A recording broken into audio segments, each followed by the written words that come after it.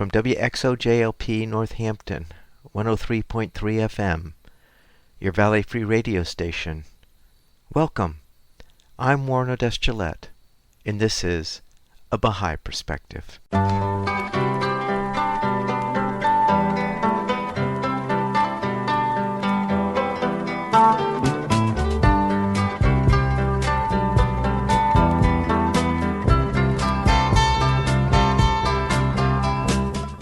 Welcome to A Baha'i Perspective. I recorded an interview with Robert Cacchioni on April 13th, 2020. Rob is the author of the book Eagles in the Dust, Alcohol and Other Pastimes. Rob explains that most of us have grown up in a culture where alcohol is commonplace. Eagles in the Dust describes how many people believe it to be harmless, and only in severe substance abuse is it considered then harmful. He disputes that moderate drinking is responsible or even beneficial. He explains this in some detail in the interview. Rob also has a YouTube channel called Bridging Beliefs.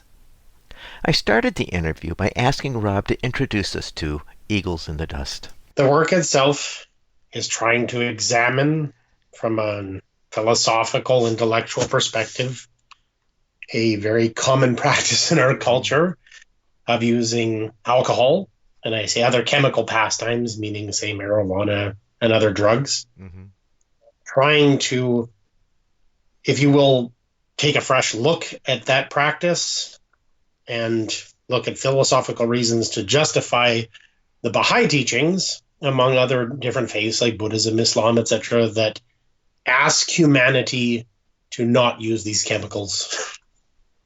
Why did you feel it was necessary to write this book? I think it was necessary to write this book because, at least for myself, being someone who does not drink, but who had in the past, I often come across as being very peculiar to my friends and colleagues because drinking is such a deeply entrenched part of Western culture, and most cultures, in fact, and very often it's difficult to communicate because of the normalcy of alcohol and drugs. It's very difficult to communicate to people why you would choose to not use them. I met a lot of people throughout the years who themselves had chosen, but had a difficulty of actually explaining the reasons why they would do so. Usually it's taken that individuals have either had really serious like alcoholism or drug abuse issues in the past, or on the other side, that it is sort of like a blind obedience. And I found very often that's how people took my choice to have come from. As well, very often in talking with Christians, Muslims, and Baha'is, that is very often how they were perceived. So I was trying to choose this, if you will, this teaching of Baha'u'llah and do my best to show that it is both beautiful and rational. I also chose to write this book because in my own past, I was on the other side of this lifestyle.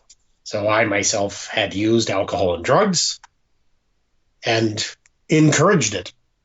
So I was trying to look at my own role within society, try to offer a rationale for not using, and to counteract some of the influences I had in my, if you will, previous life. So this is more to help those who have chosen to not drink or take drugs from a religious perspective, and to help them explain to others why they chose this path? I would say while there is religious texts in there, say from the Baha'i writings, etc., it is a philosophical, intellectual justification of the choice to not use alcohol and drugs. But while it actually has, for example, passages from the Baha'i writings and other writings, in fact, like Hindu writings, etc., it is itself doesn't rely on a religious, if you will, just acceptance of it. It's trying to show that when the manifestations of God, the great teachers of religious history, like, for example, the Buddha, Krishna, Christ, in this case, the Bab and Baha'u'llah, the central figures of the Baha'i faith, when they come, they give teachings to us that are made for the benefit of ourselves individually and for society as a whole. And they often do not go through a step by step, if you will, logical breakdown as to why that is. This is the, if you will, the pronouncement of the will of God unto humankind, right? So this is trying to say, yes, this is a teaching that Baha'is would accept as a teaching of Baha'u'llah, but there is profound and deep reasons why.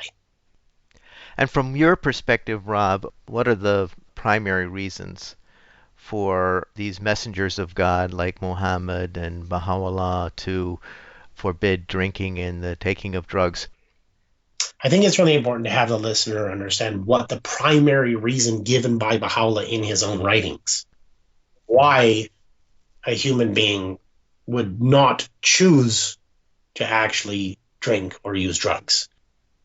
And it's actually that the faculty, the central faculty of reason, which is really generally what separates us, if you will, from lower creatures, it's one of the most defining characteristics and qualities of humankind.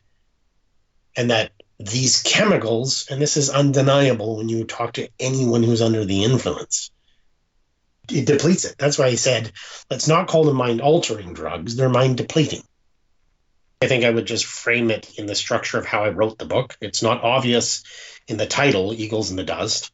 It's actually written as a tour of a series of temples, as if you're on a temple ground and you are walking among a series of temples. And the first temple is the temple of the body.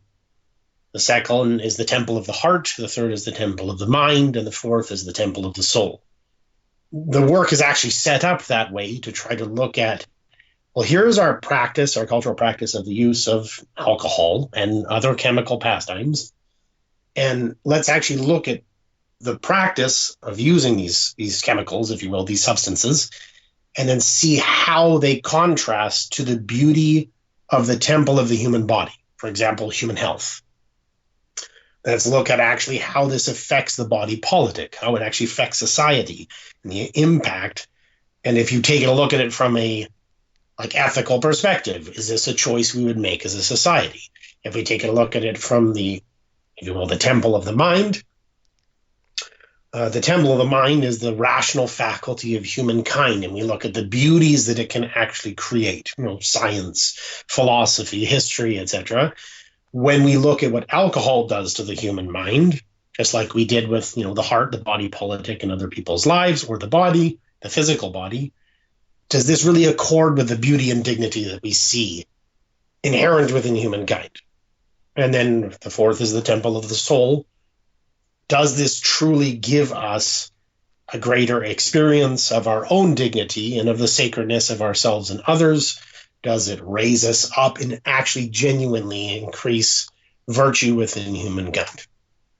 So the basic reason why the manifestations of God, the central religious teachings of our world religions, teach that we should not use these substances is because every facet of human existence is bettered and made more beautiful when we do not rely, if you will, on chemical crutches. Now, Rob, was it difficult for you to relinquish that lifestyle when you first were introduced to the Baha'i faith?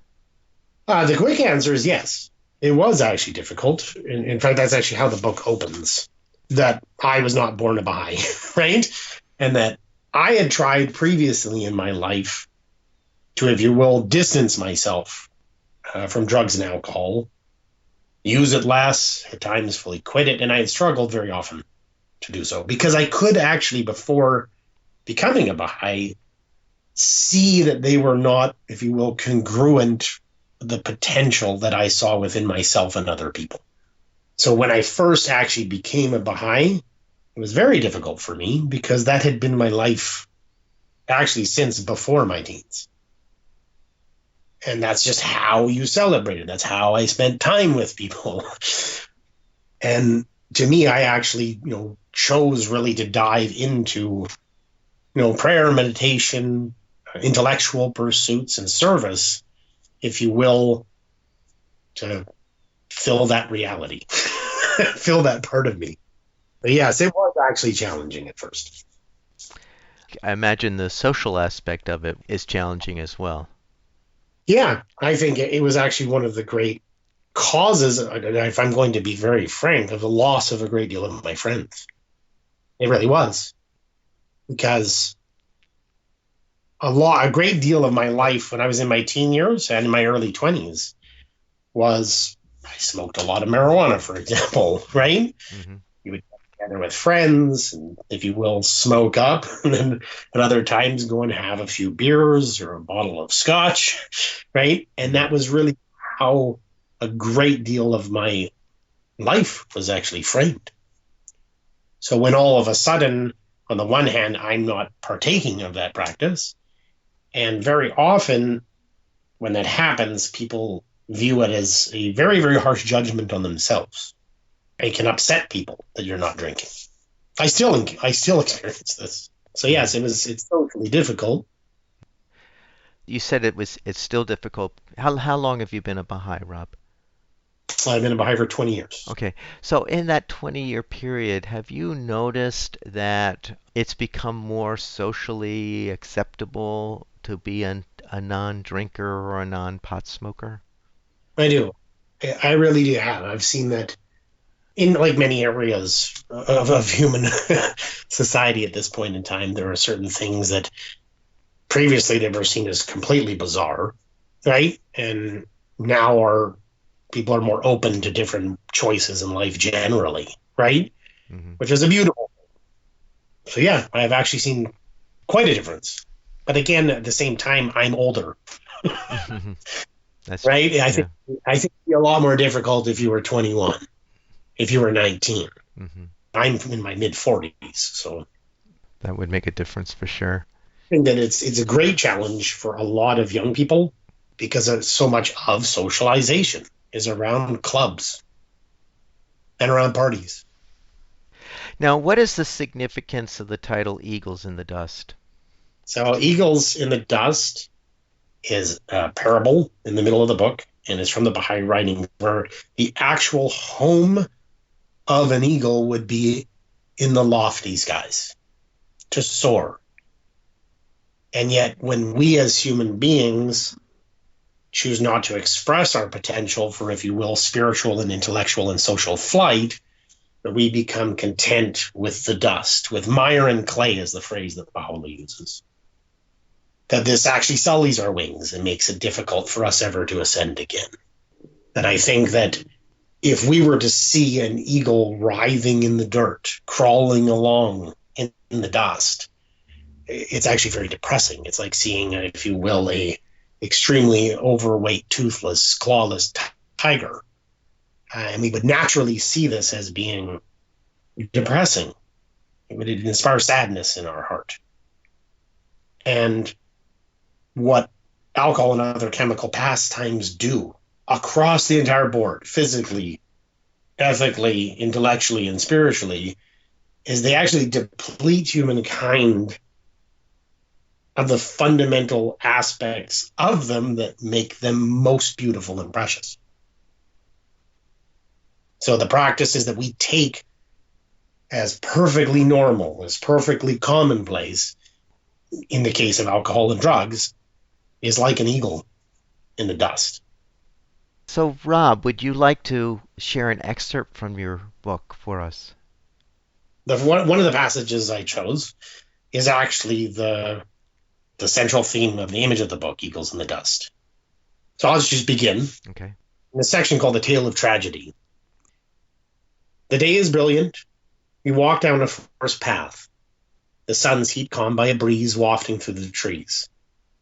Coming to a clearing, you pause and listen to the sound of bees as they flit among the flowers. You breathe in nature's calming aromas. All around you, life bustles and thrives. Entering the meadow, you hear a sound in the tall grass, a rustling. An animal draws near. The creature is about to cross into view. Finally, you see it, and your breath stops. The whatever it is drags itself onto the path, sort of slithering, its body covered in dirt, gasping for breath. Its frame twitches as it lurches along. You can't make out what it is. Suddenly, you feel ill. It's an eagle, or once was. Filth obscures its white crown, feathers muddled by dirt and grime. Its beak, used to drag itself, has become dull and cracked. The feathers on its once proud chest are gone. Its breast mere scrapes and sores. What, you wonder, brought this creature so low? What made the sovereign of the skies writhe in the dirt? Its wings must be clipped, broke, or damaged. Approaching cautiously, you examine it, search for injury, but find nothing. Its body is too muddled to make anything out. Saddened, you wrap the bird in your jacket, carry it to your car, and transport it to the animal rescue shelter. Unnerved by the experience, you return each week to check on its progress. No improvements. Months go by. Still, the bird drags itself along by its beak, effacing its former beauty, despite all attempts to aid it.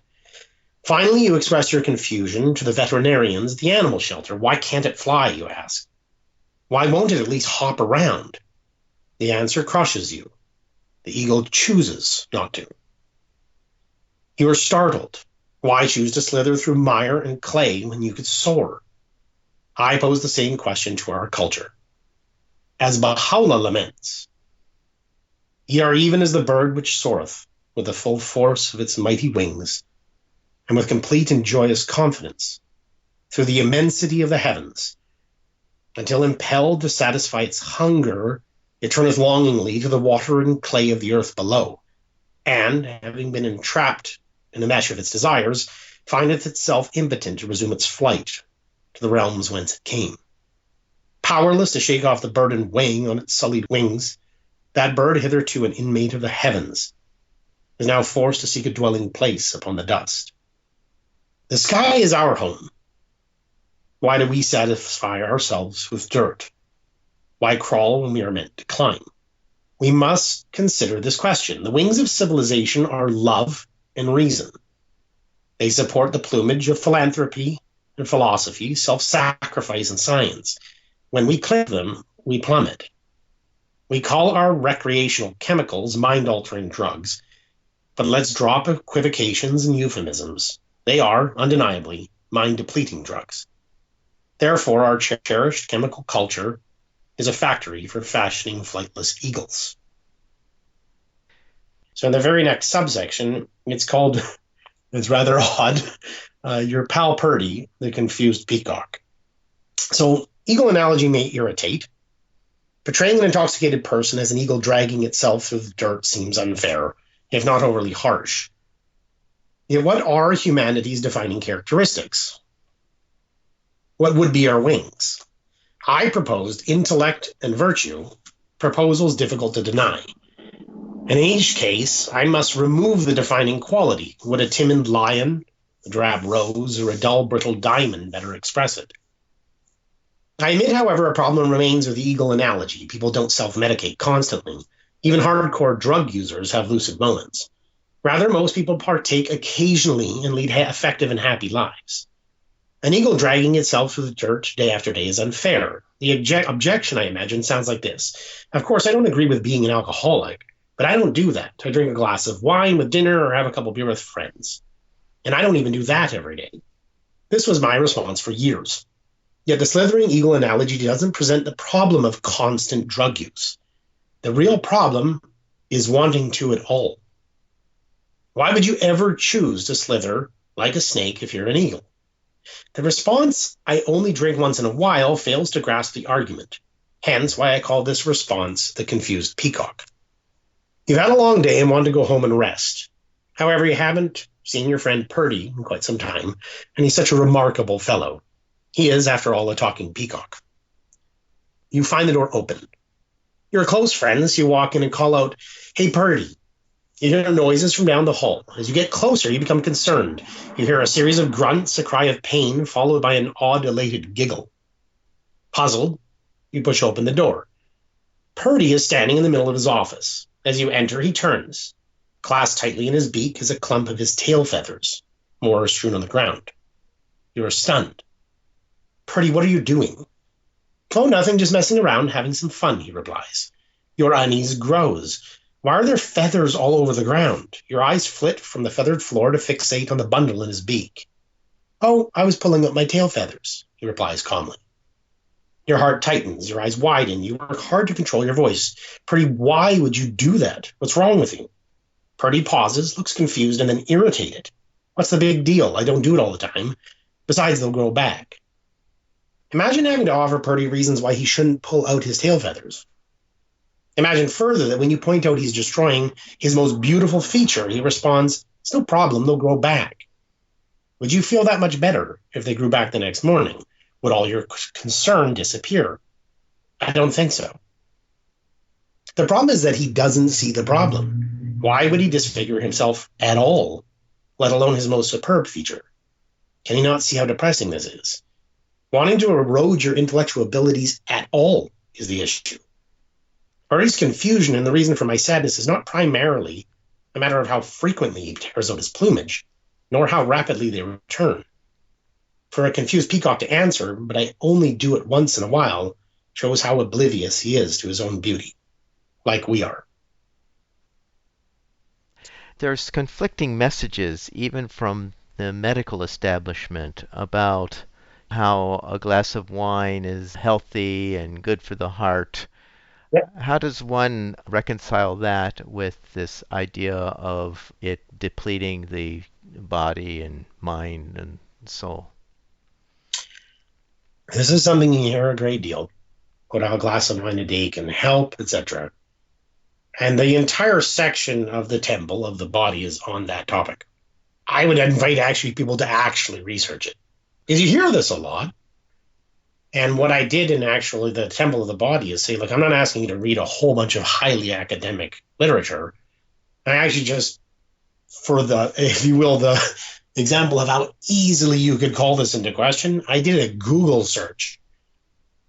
And then instead of choosing small, like just little articles by general people, I looked at the UK Stroke Foundation, right? Harvard Health, right? And really genuinely looking at the actual materials on it and asking the question, is this actually good? Would you choose this for health reasons? I would suggest that if you actually look into it, the answer is no. That's a very bad idea. And there is really no actual medical institution on the planet that recommends you go out and start drinking. Are the drinking behaviors that we have as a society are all bad for us? So when someone says this, I would say, well, actually really go look into even the people that say that. What does that mean? Can you get even remotely tipsy, if you will, and be being healthy? And the flat out answer is no. The second thing I would really say, Warren, I have never met a person in my entire life who drinks for health reasons. Ever. I have never, ever heard someone say, I better go home and make sure I have my glass of wine to ensure that my heart is healthy. This is purely an afterthought, Warren. It is a post-justification of a cultural practice that we have, not an actual reason for drinking. And again, I'm not saying there are no human beings in the 7 billion people on this planet who might actually choose it that way. I've never, ever met one. And every person I've ever met who drinks in patterns that are highly detrimental to their health. So I don't think it's a reason anyway. The one other thing I would like to say is that the Baha'i faith completely and entirely recognizes the use of what we would call drugs for health reasons. It's actually built right into the Baha'i writings, which I cover in Needles in the Dust. The fact that, for example, morphine might be good in certain medical situations does not justify a heroin user, right? Mm-hmm. I mean, the fact that, for example, antipsychotics might really help somebody does not mean that we should start handing them out at parties. All the time, there's all this attempt on the health front to justify that, here is this thing and it can be used in a medicinal area. Does not justify us actually bringing it to social gatherings. Another question along that line is, what about medical marijuana? I treat this in actually a whole chapter called What About the Weed? One short point is, if you look actually in the Actas and the notes, the Actas being the most holy book, one of the central texts Baha'u'llah's revelation. Even within the notes itself, it recognizes that these substances, it states, if used in the case of medicinal purposes, are not prohibited. And I think it's really important to look at what the two substances that are being referred to in the most holy book of Baha'u'llah's writings. It's actually opiates and hashish, opiates and marijuana. So does the Baha'i faith recognize the medicinal use of something like marijuana?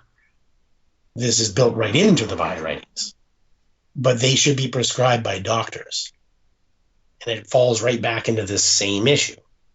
Do I believe, for example, that there might be medicinal uses of magic mushrooms like psilocybin? Yes. Do I believe that you might actually have medicinal uses to the vast majority of drugs? Yes. The medicinal use in no way justifies recreational use, although we constantly attempt to do it culturally. I have Tourette syndrome. So when I was actually younger, I actually used mild antipsychotics to control Tourette syndrome. And it really helped me for a time. Psilocybin is magic mushrooms, or DMT, might treat in very, very intense cases of clinical depression, which personally, I believe they can. Does that mean we should have magic mushroom parties? Another topic that often comes up around this is the sacred use of drugs. For example, peyote vision trips, the use of magic mushrooms in sacred areas. In the past, what we might call, say, indigenous religions. But also, I would suggest you can actually see such symbols within Hinduism, Zoroastrianism, called soma or homa. But they were crutches. So if you use, for example, a cast on your arm or a crutch, it might actually support, first of all, the ability for you to use your arm because it's not flopping around after being broken. And it can be something that will help for a time. But it has another effect. It actually atrophies the muscles. It actually weakens it. And it has to be removed for the continued development and regeneration of that person. The second principle when it comes to the sacred use of substances is there's a principle within the Baha'i faith as an evolutionary conception. The teachings of the manifestations of God, the great prophets and seers of humankind, are trying to meet people where they are and to lift them up. And that this is, if you will, being a tending of the garden of humankind over human history, and that they are trying to lift us up. So they meet us where we are. So taking, for example, something that is rampantly used, if you will, and is used in a sort of vulgar way as a recreational drug, making that sacred is even something I could conceive of in the early history of humankind. And then the removal, if you will, of that cast or crutch as time progressed. But you do actually see this in the Old Testament. So you do have the use of alcohol acceptable, but in the book, at the end of the book of Proverbs, it says, but those who are judges, princes, kings, and scribes should not use strong drink. The question is why? Because there are those who fully rely upon their intellect and their moral judgment. So you can see a progress even through dispensations. Rob, where can people find your book? First of all, on George Ronald. George Ronald is the UK and European publisher for Baha'i literature. It's also on Amazon, so you can actually find it on Amazon. I run a YouTube channel called Bridging Beliefs. That is trying to actually address subjects like this.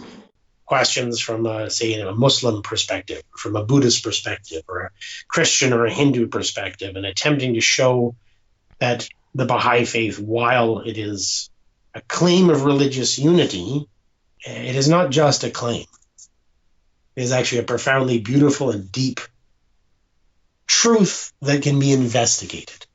The Baha'i faith teaches the independent investigation of truth and that we should do that. And that's really what it's about. Well, Rob, I want to thank you so much for telling us about your new book, Eagles in the Dust, Alcohol and Other Chemical Pastimes. Thank you so much. My pleasure, sir. Thank you. I hope you enjoyed that interview with Robert Cacchioni, author of Eagles in the Dust, Alcohol and Other Pastimes. You can also visit Rob's YouTube channel, Bridging Beliefs. You can find this interview and other interviews on the website, abahaiperspective.com, and on the YouTube channel, A Baha'i Perspective. For information specifically on the Baha'i Faith, you can go to the website baha'i.org, or you can call the number 1-800-22-UNITE. I hope you'll join me next time on A Baha'i Perspective.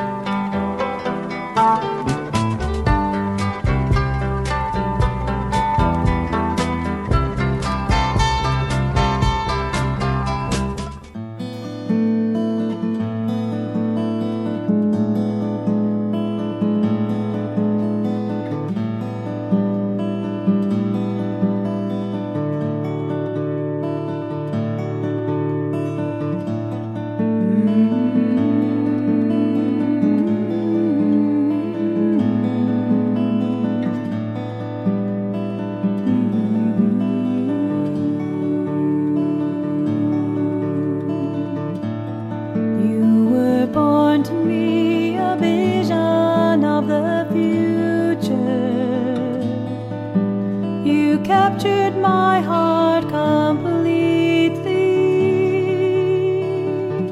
I often think of the things that we would do, but before we had the chance, you were gone. I still see your face every day.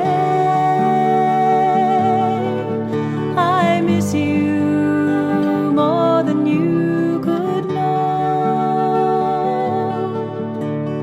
Wonder what you do there in heaven without me. You live forever in my heart.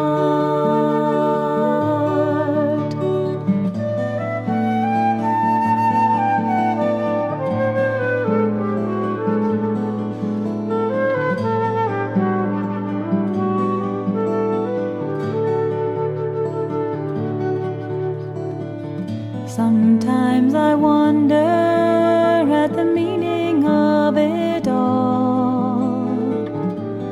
Such a short, brief stay, but the memories that never seem to fade. Tell me it's okay.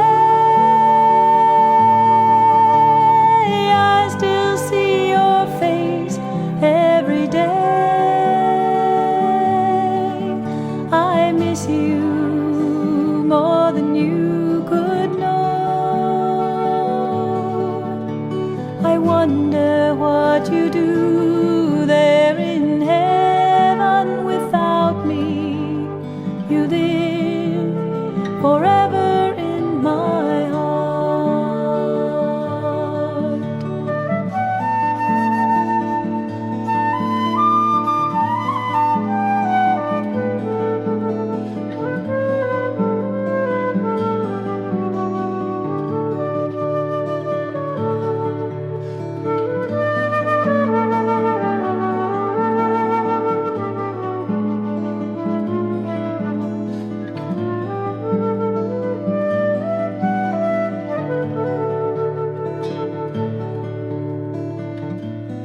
Love's a strange thing, a deep eternal bond. Even time won't change. It's mysterious and I may not understand.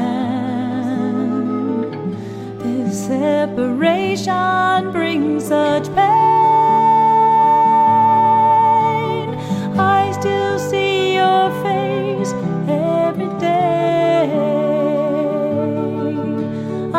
miss you more than you could know.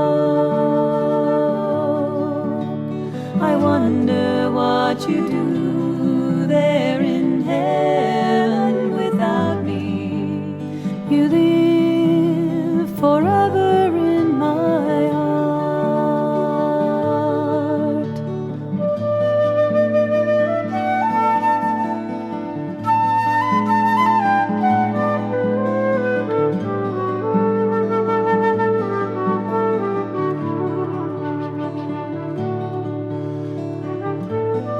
In my heart, hope is still alive. A joyful reunion awaits me. Better that reunion than never to have known you. God's blessings work in strange ways. I still see your face every day. I miss you more than you could know. I wonder what you do there in heaven without me. You live forever in my heart.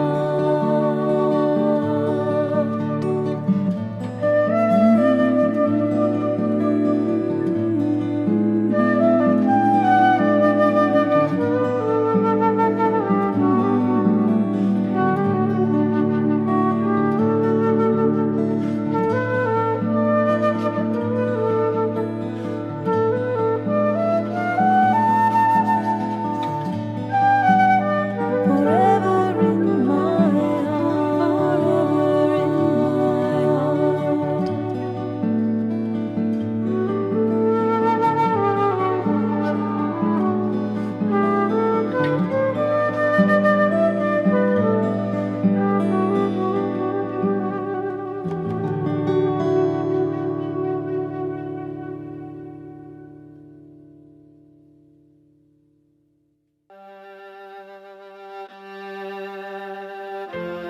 O Son of Spirit,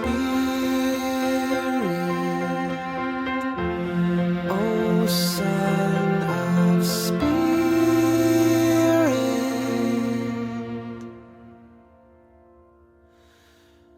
my first counsel is this: possess a pure, kindly, and radiant heart, that thine may be a sovereignty ancient, imperishable, and everlasting, everlasting, everlasting, everlasting,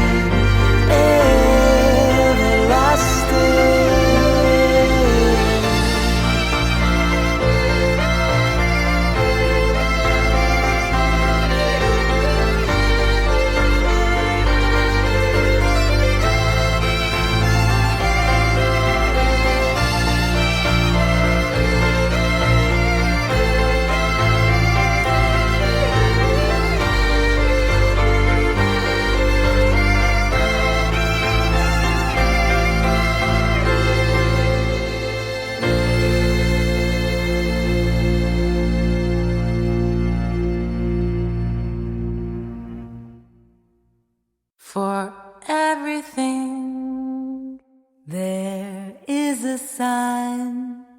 The sign of love is ooh. For everything there is is a sign, the sign of love is ooh, fortitude under my decree, and patience under my trials. Fortitude under my decree, and patience, and patience, and patience under my trials. And patience, and patience, and patience under my trials.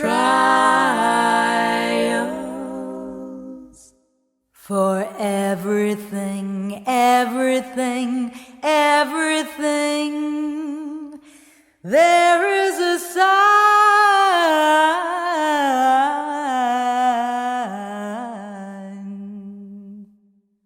For everything, everything, everything, everything, there is a sign.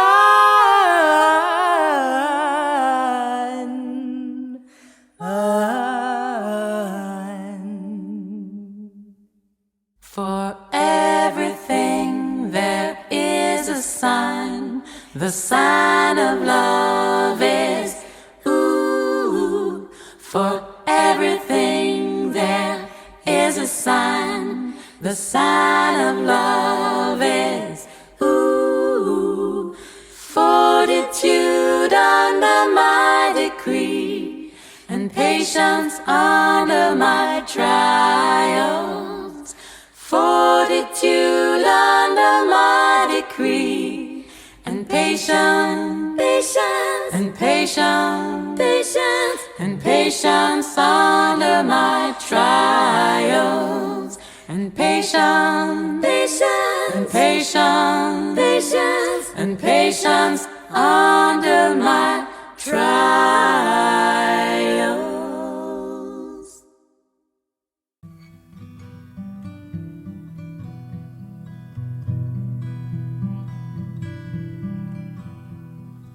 Weighted down by a mighty chain, his body bent and racked with pain.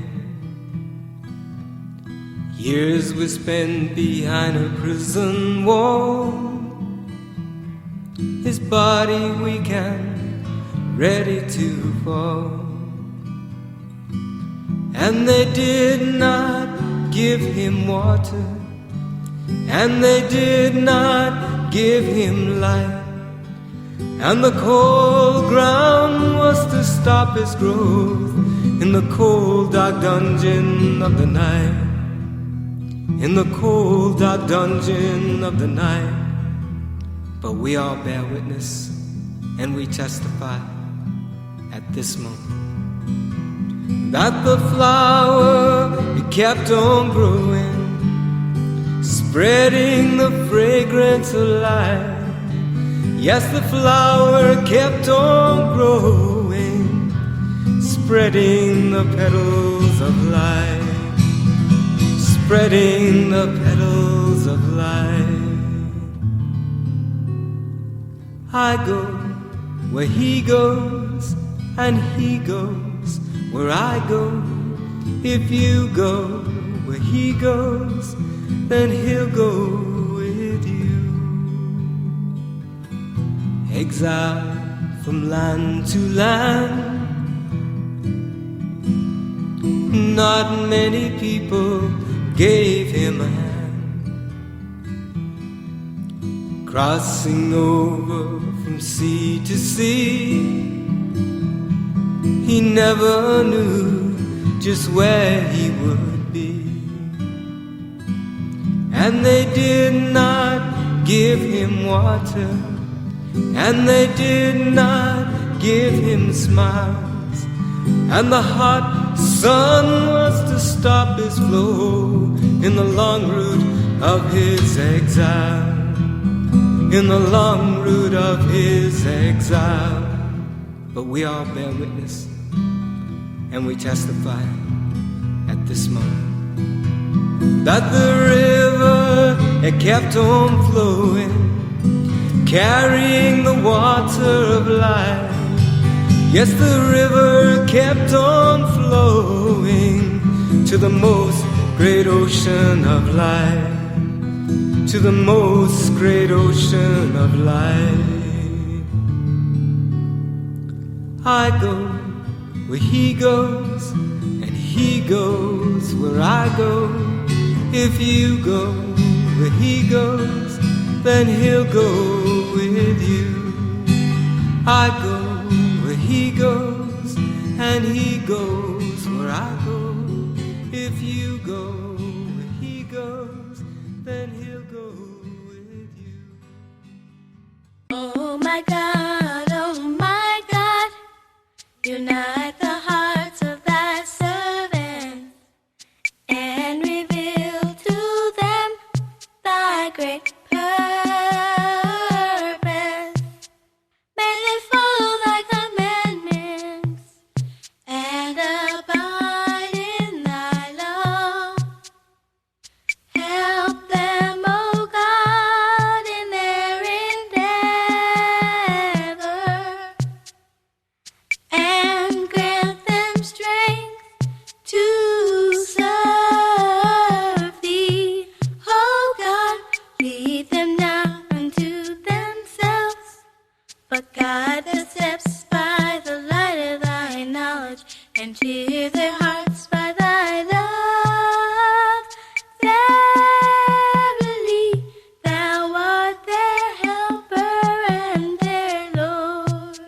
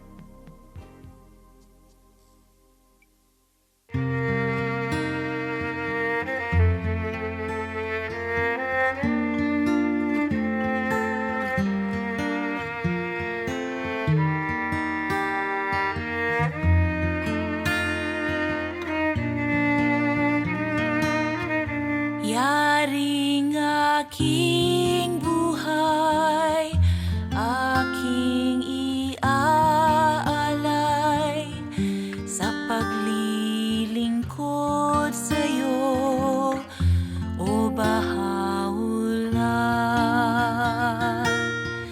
O tanging ilaw ng mundong nalulumbay, ako'y iyong iyo habang buhay. Awit ko'y iyong dinggin, bighati ko'y pawiin, o ligaya ng buhay ko, Baha'u'llah. Awit ko'y iyong dinggin, bighati ko'y pawiin,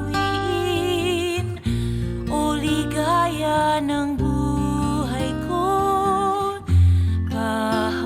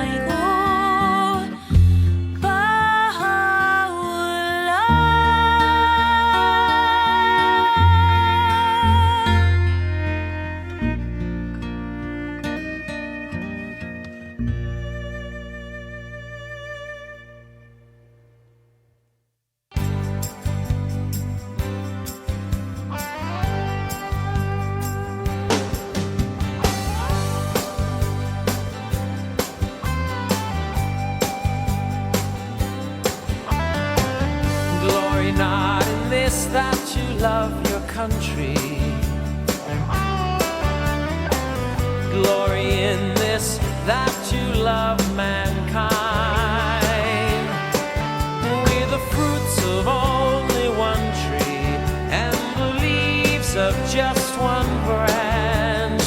World citizens, world citizens. Unity, the world cries for unity. Its rays are dawning like the sun. Soon the world will be one. Glory not in this, that you love your country.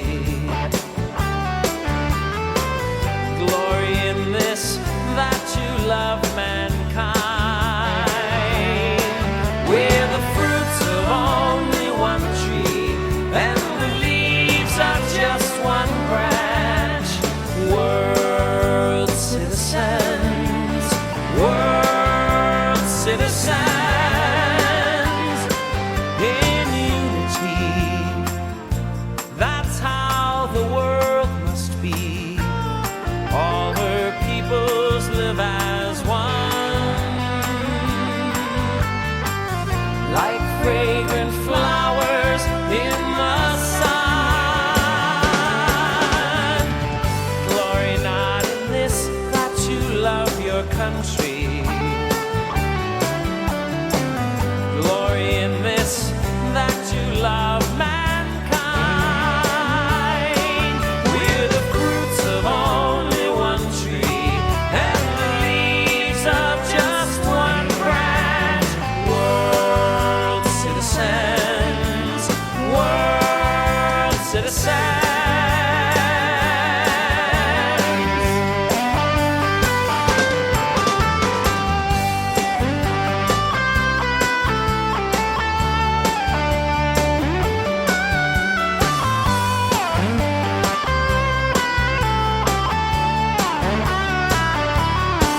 We're the fruits of only one tree and the leaves of just one branch. World citizens, world citizens.